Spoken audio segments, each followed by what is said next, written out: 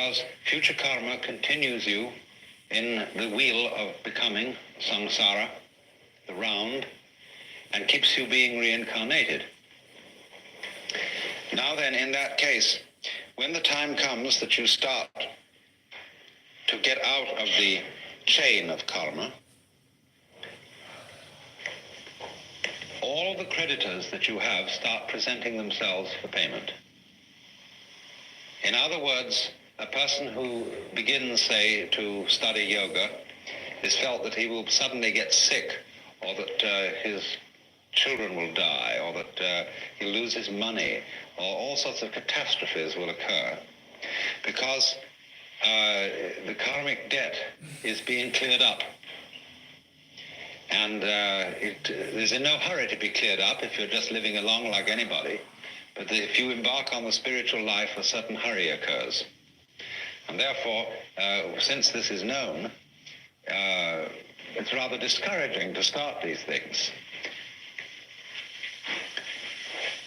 The Christian way of saying the same thing is that if you plan to change your life, shall we say, to turn over a new leaf, you mustn't let the devil know, because he will oppose you with all his might if he suddenly discovers that you're going to escape from his power.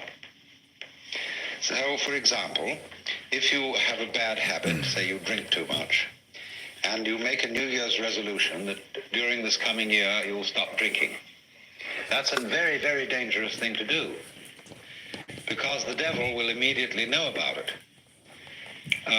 And what will happen will be this: he will confront you with the prospect of 365 drinkless days. And that will be awful, just overwhelming.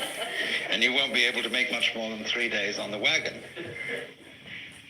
So in that case, you compromise with the devil and say, just today I'm not going to drink, you see, but tomorrow maybe, we'll go back. Then when tomorrow comes, you say, just another day, let's try out, that's all. And the next day you say, one more day won't make much difference. So you only do it for the moment, and you don't let the devil know that you have a secret intention of going on day after day after day after day. But of course, there's something still better than that. And that is not to let the devil know anything. And that means, of course, not to let yourself know. One of the many meanings of that saying, let not your left hand know what your right hand doeth, is just this. And that was why in Zen discipline, a great deal of it centers around acting without premeditation. As those of you know who read Herrigel's book, Zen in the Art of Archery, it was necessary to release the bowstring without first saying, now. There's a wonderful story, you may also have read, by a German writer, von Kleist, about a boxing match with a bear. The man can never defeat this bear because the bear always knows his plans in advance and is ready to deal with any situation. The only way to get through to the bear would be to hit the bear without having first intended to do so. That would catch him. And so this is one of the great, great problems in the spiritual life, or whatever you want to call it, is to be able to have intention and act simultaneous. By this means, you escape karma and you escape the devil. So you might say that the Taoist is exemplary in this respect. That this is getting free from karma without making any previous announcement. Of simply, supposing we have a train and we want to unload the train of its freight cars. You can go to the back end and you can unload them one by one and shunt them into the siding. But the simplest of all ways of unloading is to uncouple between the engine and the first car, and that gets rid of the whole bunch at once. And it is in that sort of way, you see, that the Taoist gets rid of karma without challenging it. And so it has the reputation, you see, of being the easy way. There are all kinds of yogas and ways for people who want to be difficult. And one of the great gambits of a man like Gurdjieff was to make it all seem as difficult as possible, because that challenged the vanity of his students. If some teacher, some guru says, really, this isn't difficult at all, it's perfectly easy, some people will say, oh, he's not really the real thing. We want something tough and difficult, and when we see somebody starts out giving you a discipline that's very, very weird and rigid, people think, now there is the thing. That man means business, see? And so they flatter themselves by going to such a guy that they are serious students, whereas the other people are only dabblers and so on. All right, if you have to do it that way, that's the way you have to do it. But the Taoist is the kind of person who shows you the shortcut and shows you how to do it by intelligence rather than effort, because that's what it is. Taoism is in that sense what everybody is looking for. The easy way in, the shortcut, using cleverness instead of muscle. So the question naturally arises, isn't it cheating? When in any game somebody really starts using his intelligence, he will very likely be accused of cheating. And to draw the line between skill and cheating is a very difficult thing to do. You see, the inferior intelligence will always accuse a superior intelligence of cheating. That's its way of saving face. You beat me by means that weren't fair. We were originally having a contest to find out who had the strongest muscles. And you know, we were pushing against it like this. And this would prove who had the strongest muscles. But then you introduce some gimmick into it, some judo trick or something like that, you see, and you're not playing fair. So in the whole domain of ways of liberation, there are routes for the stupid people and routes for the intelligent people. And the latter are faster.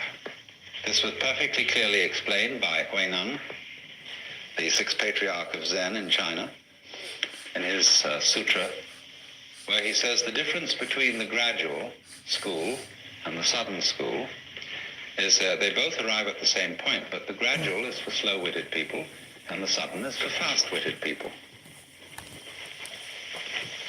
Can you, in other words, find a way that sees into your own nature, that sees into the Tao? There is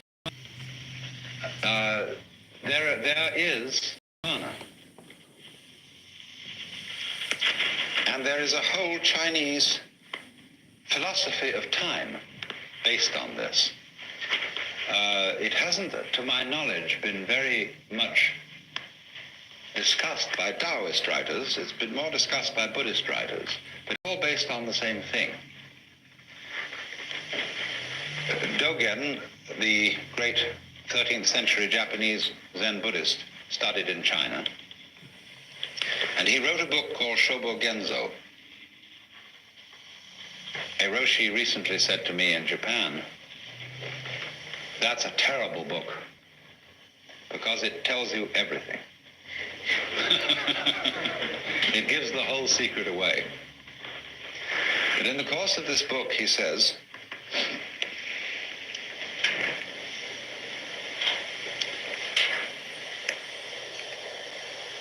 There is no such thing as a progression in time.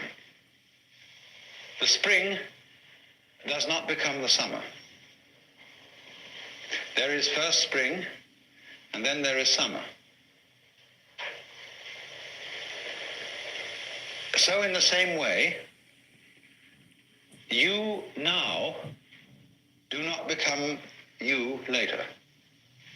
This is T.S. Eliot's idea in Four Quartets, where he says that the person who has settled down in the train to read the newspaper is not the same person who stepped onto the train from the platform. And therefore also you who sit here are not the same people who came in at the door. These states are separate, each in its own place. There was the coming in at the door person, but there is actually only the here and now sitting person. And the person sitting here and now is not the person who will die. Because we are all a constant flux. And the continuity of the person from past through present to future is as illusory in its own way as the upward movement of the red lines on a revolving barber pole.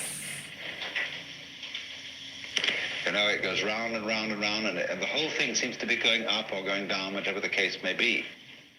But actually nothing is going up or down. So when you throw a pebble into the pond and you make a concentric rings of waves, there is an illusion that the water is flowing outwards. And no water is flowing outwards at all. Water is only going up and down. What appears to move outward is the wave, not the water. So this kind of philosophical argument says that our seeming to go along in a course of time doesn't really happen. The Buddhists say suffering exists, but no one who suffers. Deeds exist, but no doers are found. A path there is, but no one who follows it. And nirvana is, but no one who attains it. So, in this way, they look upon the continuity of life as the same sort of illusion that is produced when you take a cigarette and in the dark whirl it, and the illusion of a circle is created, whereas there is only the one point of fire.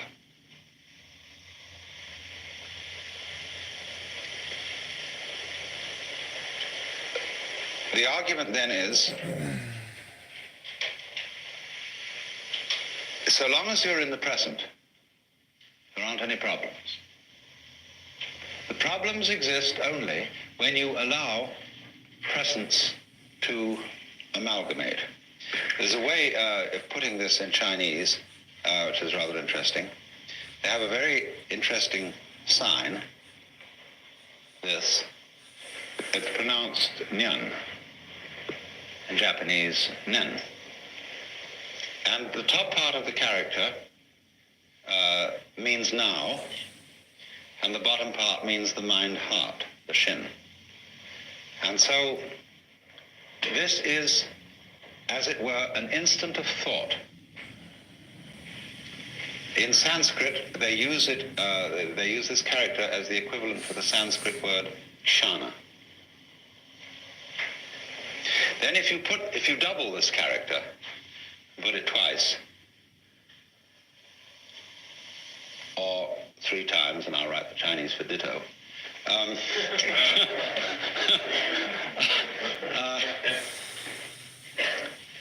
Nyan, nyan, nyan means thought after thought after thought.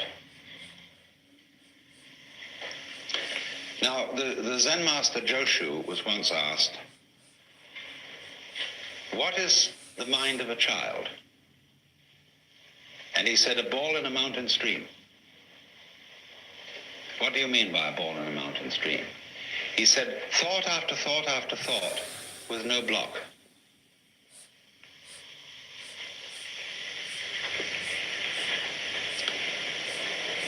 So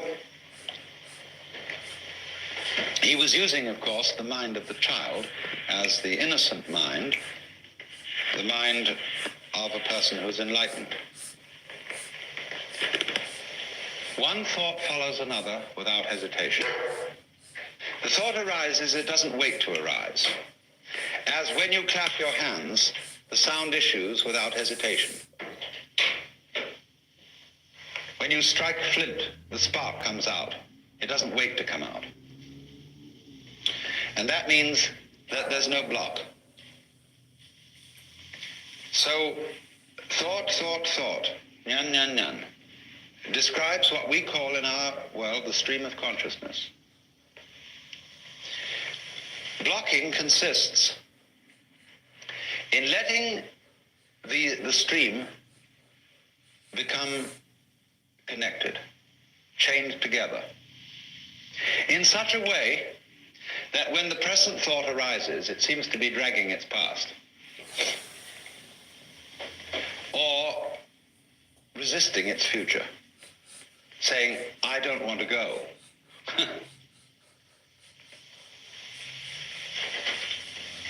When then the connection, the dragging, it's better to call it, of these thoughts drops, you've broken the chain of karma. If you think of this in comparison with certain problems in music, it's very interesting. Because when we listen to music, we hear melody only because we remember the sequence.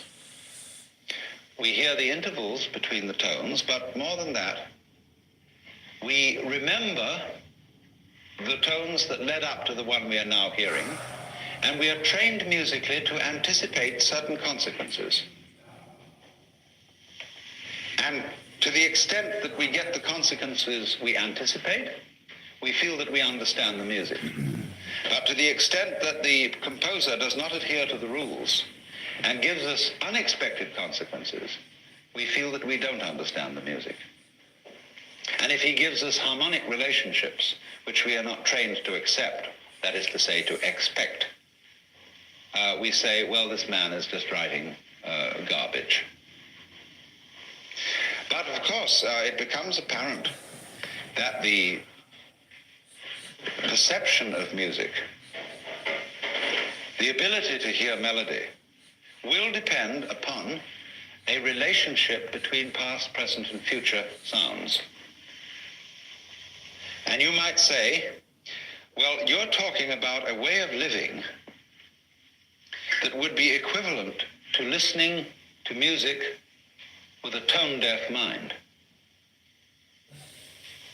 so that you would eliminate the melody and have only noise. And so in your Taoist way of life, you would eliminate all meaning and have only senseless present moments.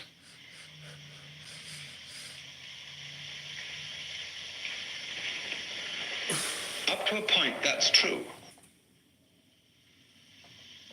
That is, in a way, what Buddhists also mean by seeing things in their suchness.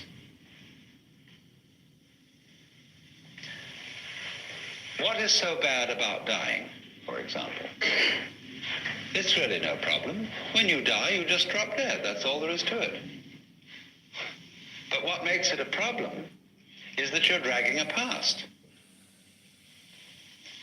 And all those things you've done, all those achievements you've made, all these relationships and people that you've accumulated as your friends, all that has to go. See, it isn't here now.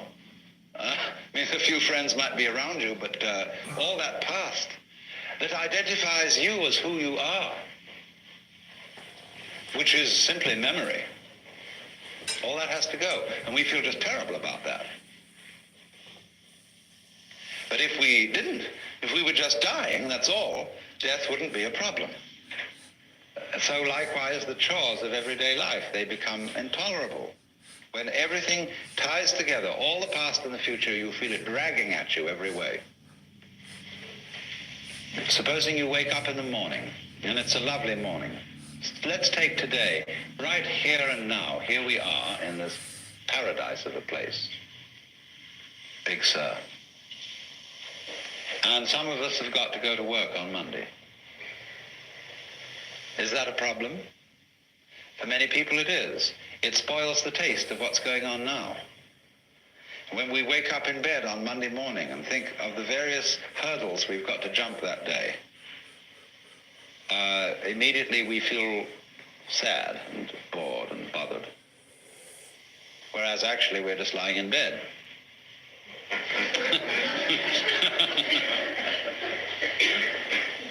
And so the Taoist trick says,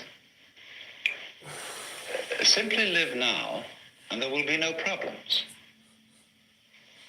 That's the meaning of the Zen saying, when you are hungry, eat. When you are tired, sleep.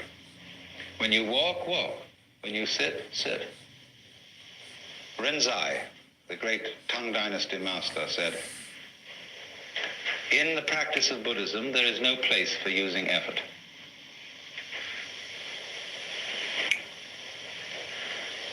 Sleep when you're tired, move your bowels, eat when you're hungry. That's all. The ignorant will laugh at me, but the wise will understand.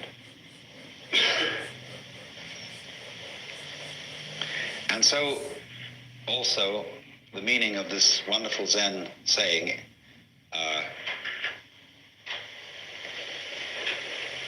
day, that's the character for the sun, day, that is, good day.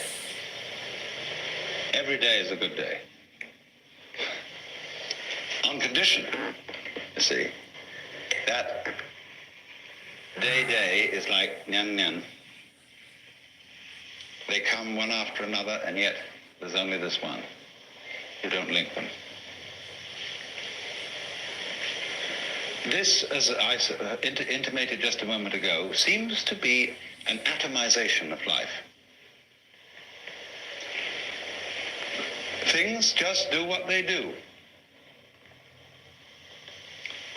The flower goes poof, and people go this way, go that way, and so on, and that's what's happening. It has no meaning, it has no destination, it has no value. It's just like that. And when you see that, you see it's a great relief. That's all it is. But then when you are firmly established in suchness, in that it's just this moment, you can begin again to play with the connections. Only you've seen through them. But now you see they don't haunt you. Because you know that there isn't any continuous you running on from moment to moment who originated at some time in the past and will die at some time in the future. All that's disappeared. So you can have enormous fun anticipating the future, remembering the past, and playing all kinds of continuities. This is the meaning of that famous Zen saying about mountains are mountains. To the naive man, mountains are mountains, waters are waters. To the intermediate student, mountains are no longer mountains, waters are no longer waters. In other words, they've all dissolved into the point instant, to the kshana. But for the fully perfected student, mountains are again mountains and waters are again waters.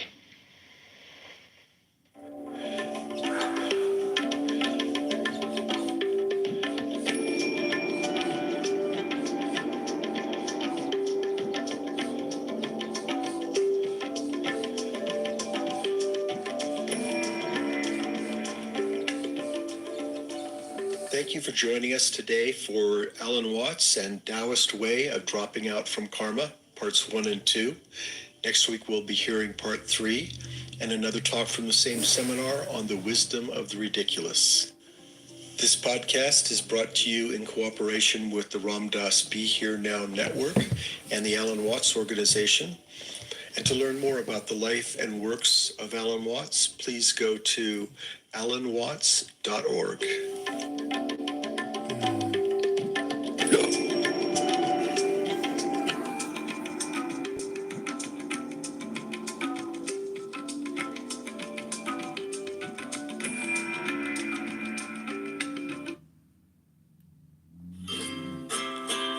If you're happy and you don't clap your hands.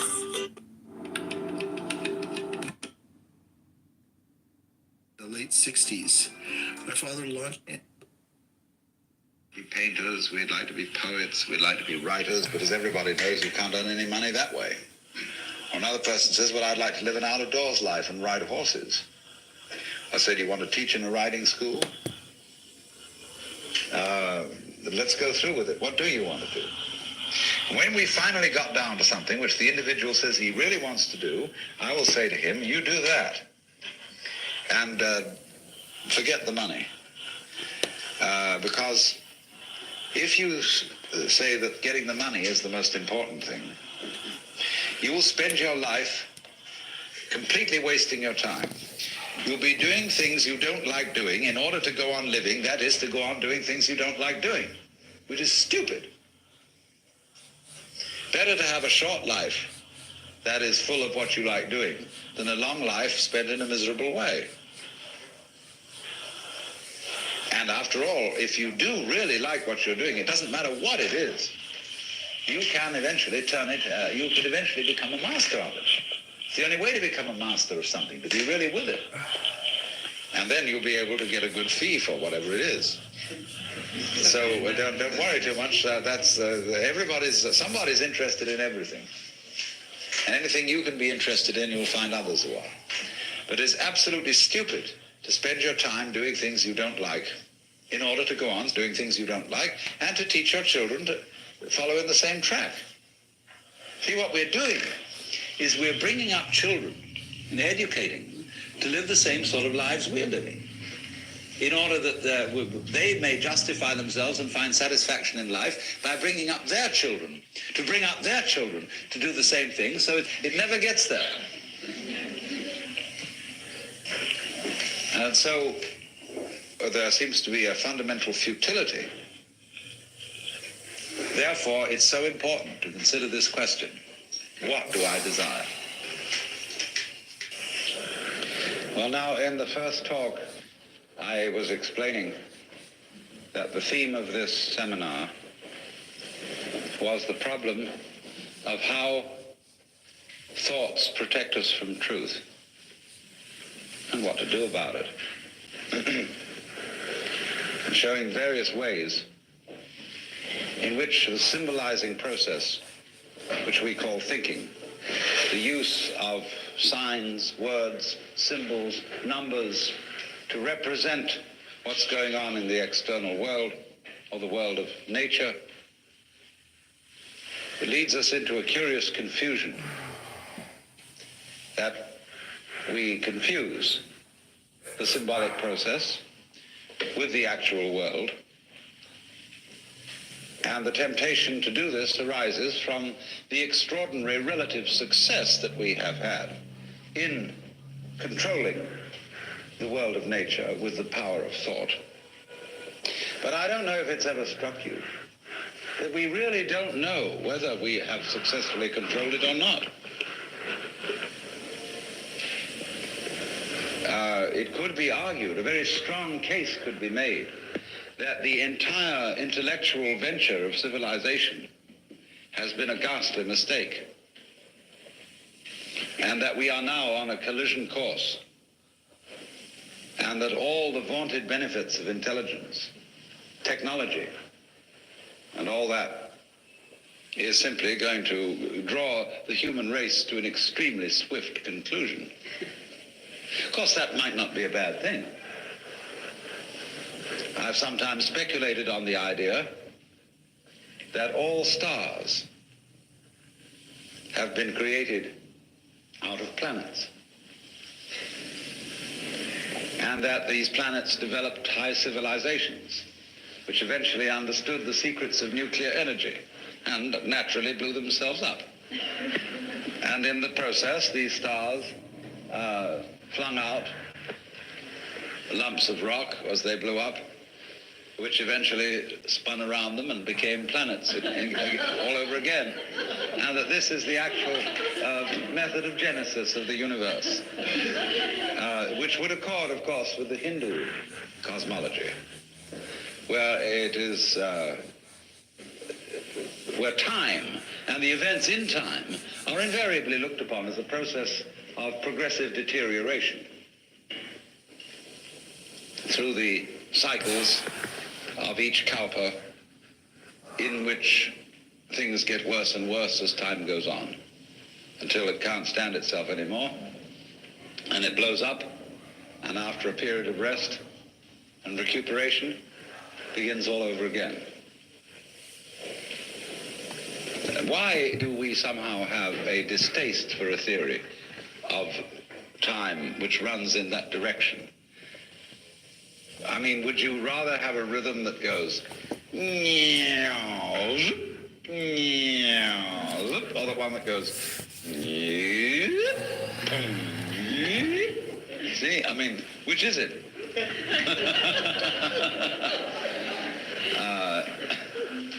Or do you want one that's going up always? You see, always getting better. You can't even imagine such a state of affairs, because it's relative. As you succeed in life, you simply well, there was a communist, a Russian philosopher who accused the communists in their various 5-year plans and progressive notions, wherein people were always preparing for tomorrow, of converting all human beings into caryatids. Now, you know, a caryatid is a pillar shaped in the human form which supports a roof.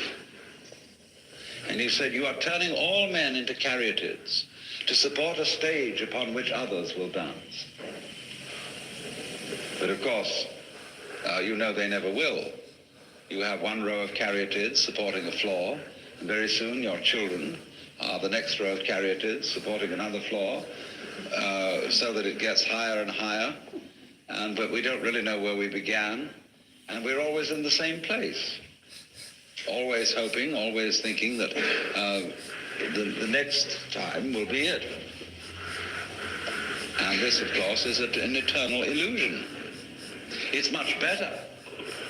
Actually, one will be much happier to think that the future is simply deteriorating. I can explain that very simply.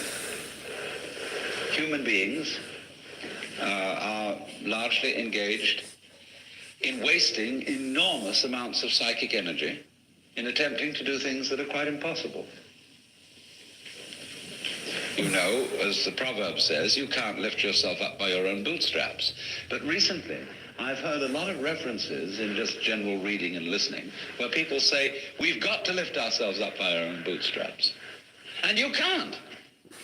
And you can struggle and tug and pull till you're blue in the face, and nothing happens except that you exhausted yourself. All sensible people, therefore, begin in life with two fundamental presuppositions. You are not going to improve the world, and you are not going to improve yourself.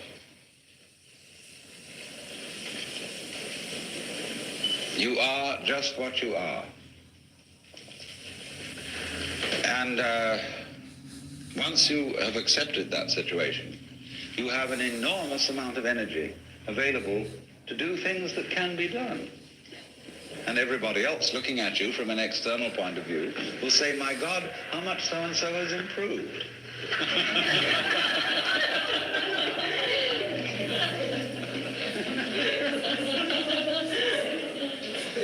But I know, hundreds of my friends are at work on enterprises to improve themselves. by one religion or another, one therapy or another, this system, that system, and I'm desperately trying to free people from this. And I suppose that makes me a messiah of some kind. But the thing is that you can't do it. For one very simple reason, which I think most of you are by now familiar with, is that the part of you which is supposed to improve you is exactly the same as that part of you which needs to be improved. In other words, there isn't any real distinction between bad me and good I, between the higher self, which is spiritual, and the lower self, which is animal. It's all of a piece. You are this organism, this integrated, fascinating energy pattern. And as Archimedes said, give me a fulcrum and I will move the earth, but there isn't one. It's like, betting on the future of the human race.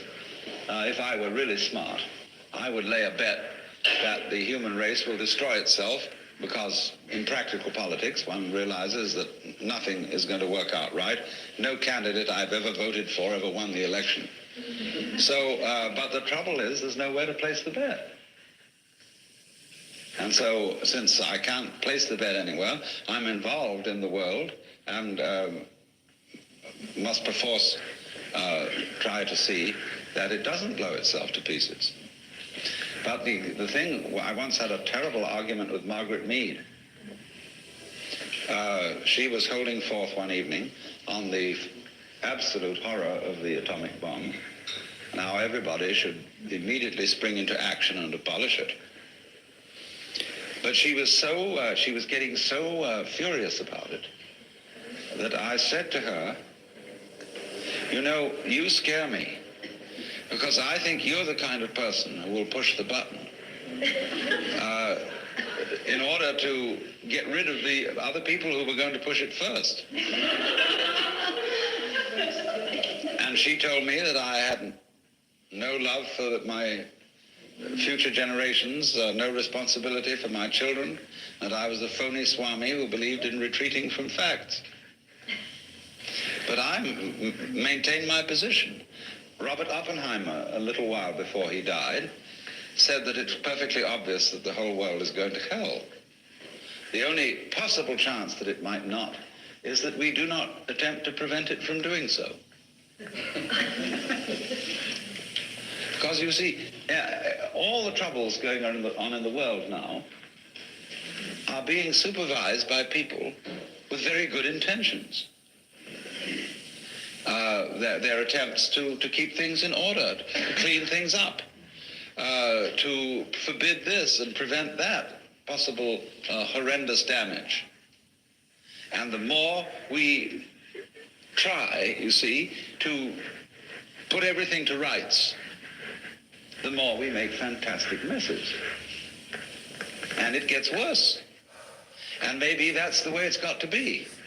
Maybe I shouldn't say anything at all about the folly of trying to put things to right, but simply on the principle of Blake, let the fool persist in his folly so that he will become wise.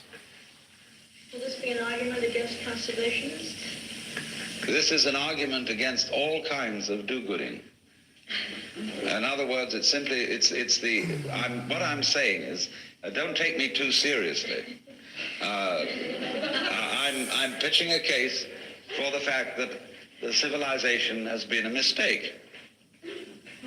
That it would be much better to leave everything alone.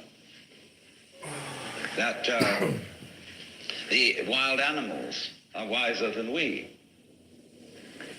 in that they, putting it in our crude and not very exact language, they just follow their instincts.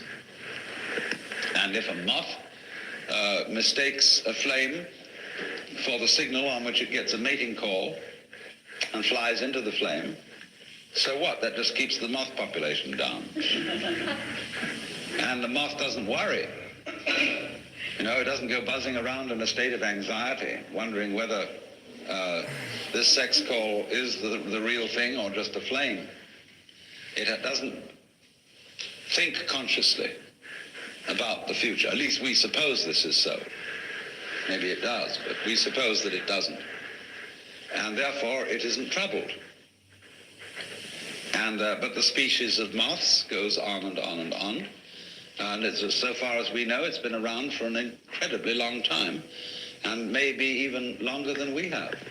Bees, ants, creatures of this kind, they have long since escaped from history, so far as we can see.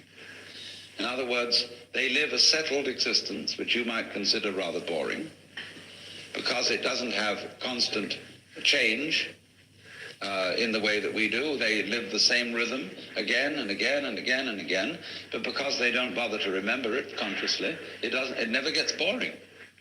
And because they don't bother to predict, they're never in a state of anxiety. And yet they survive. Now we who look before and after, as Emerson says, and predict, and are always concerned whether this generation is going to be better or worse than the one that came before, we are tormented. And we just don't realize, because of this tremendous preoccupation with time, we don't realize how beautiful we are,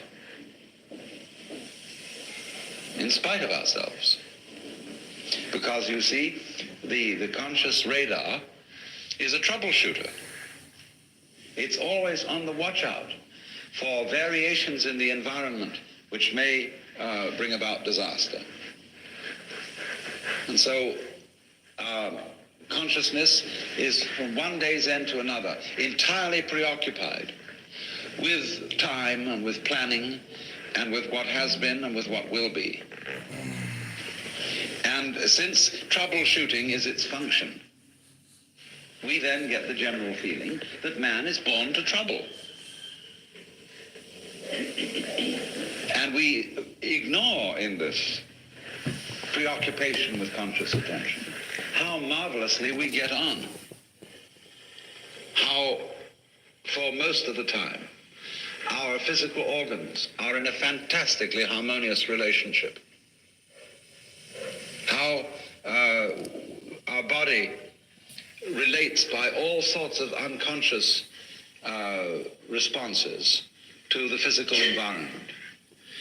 So that if you became aware of all the adjustment processes that are being managed spontaneously and subconsciously by your organism, you would find yourself in the middle of great music. And of course, this occasionally happens. Well, the mystical experience is nothing other than becoming aware of your true physical relationship to the universe. And you're amazed, thunderstruck by the feeling that underneath everything that goes on in this world, the fundamental thing is a state of unbelievable bliss. Well, why not? Why else would there be anything happening? Because if the game isn't worth the candle, if the universe is basically nothing but a tormented struggle, why have one? Hasn't it ever struck you that it would be much simpler not to have any existence? It would require no effort. There would be no problems. So why is there anything going on? Let me say not why, but how is there anything going on? Because if it's all fundamentally a drag, I just don't see any reason for its being. Everything would have committed suicide long ago, and to be at rest. Abu Ben Adhem, may his tribe decrease by cautious birth control and be at peace.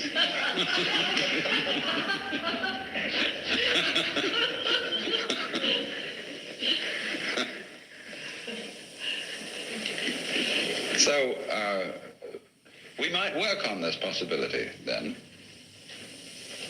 that civilization is a mistake, and that we've taken completely the wrong track and should have left things to nature, as it were. And of course, this is the same problem that is brought up in the book of Genesis. Actually, the fall of man in Genesis is his venture into technology. Because in the Bible, the Hebrew words for the knowledge of good and evil are connected with techniques.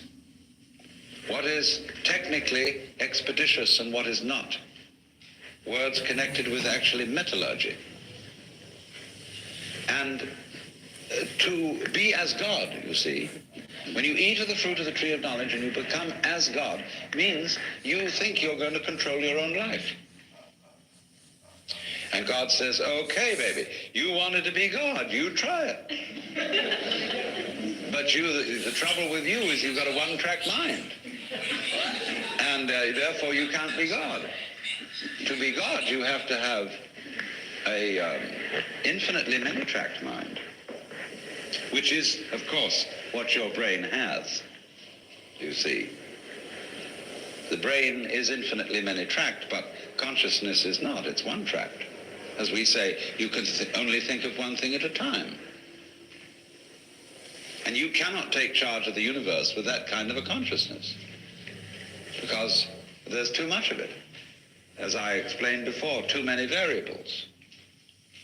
And our science can take care of a few variables, or of an enormous number of variables, as in quantum mechanics, by statistical methods. As we can use statistical methods to predict that most people will live